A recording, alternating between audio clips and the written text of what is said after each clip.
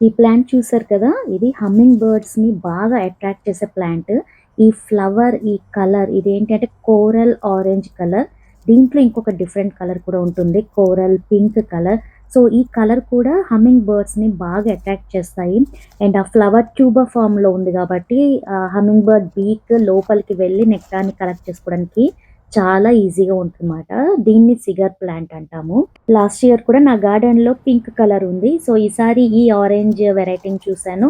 దీన్ని కూడా ప్లాంట్ చేద్దామని ఒక చిన్న ప్లాంట్‌ని తెచ్చుకున్నానన్నమాట. ఇప్పుడైతే దీన్ని రిపోర్ట్ చేద్దాము.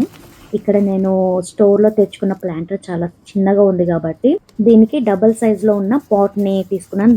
దాంట్లోకి నేను కొత్త పాటింగ్ మిక్స్‌ని ఫిల్ చేశాను. అండ్ ఇది చిన్న ముక్క కాబట్టి డైరెక్ట్‌గా మనం కుండీలో నుంచి లాగకుండా ఇలా పాట్‌ని అప్‌సైడ్ డౌన్ చేసి దాంట్లో నుంచి నెమ్మదిగా సాయిల్‌తో సహా తీసేసుకొని ఈ కొత్త ప్లాంటర్‌లో పెట్టేయాలి.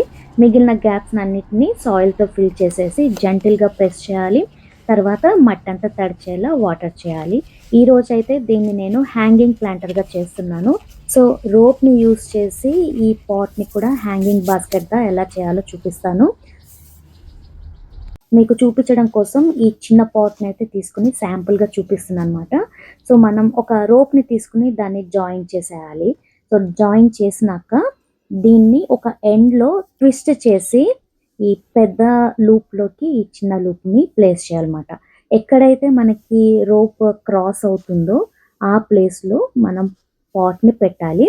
సో పెద్ద ఎండ్‌ని తీసుకుని ఈ చిన్న లూప్‌లో నుంచి తీసి దాన్ని పాట్‌కి ఆపోజిట్ సైడ్‌లో ప్లేస్ చేయాలి. ఇందాక మనం దీన్ని చిన్న లూప్‌లో నుంచి ఎలా తీసామో అలాగే ఈ సైడ్స్‌లో నుంచి కూడా దీన్ని లోపల నుంచి తీసి పాట్‌ని హోల్డ్ చేసేలా చేతులతో అడ్జస్ట్ చేసేయాలి. సో అంతేనండి, హ్యాంగింగ్ బాస్కెట్ రెడీ అయిపోతుంది. ఇదే విధంగా నేను సిగర్ ప్లాంట్‌ని రీప్లాంట్ చేసిన పాట్‌ని కూడా ఇదే రోప్‌తో నేను చేశాను. లాస్ట్ ఇయర్ కూడా ఇలాగే చేశాను. వాన పడినా, ఎండ పడినా, గాలొచ్చినా కూడా పాట్ అనేది ఎప్పుడు పడిపోలేదు. రోప్ చాలా స్ట్రాంగ్‌గా ఉంది. సో ఈసారి కూడా అలాగే ప్రిపేర్ చేస్తున్నానన్నమాట. ఈ బాస్కెట్‌ని వచ్చేసి ఇక్కడ నేను ఫెన్స్‌కి ఒక రాడ్‌ని నెయిల్స్ లేకుండా మనం పెట్టగలిగేది ఉంది. సో దానికి హ్యాంగ్ చేస్తున్నాను. ఈ ప్లేస్ ఏంటంటే మాకు ఇంట్లో విండోలో నుంచి కూడా చూస్తే కనబడుతుంది. సో ఎప్పుడైనా బర్డ్స్ వచ్చి దాని చుట్టూ తిరుగుతున్నప్పుడు హ్యాపీగా వ్యూ చేయొచ్చన్నమాట. అండ్ అలాగే ఇంకొక ప్లాంట్‌ని కూడా నేను ఇక్కడ పెట్టాను. సో ఇదండి ఈరోజు వీడియో.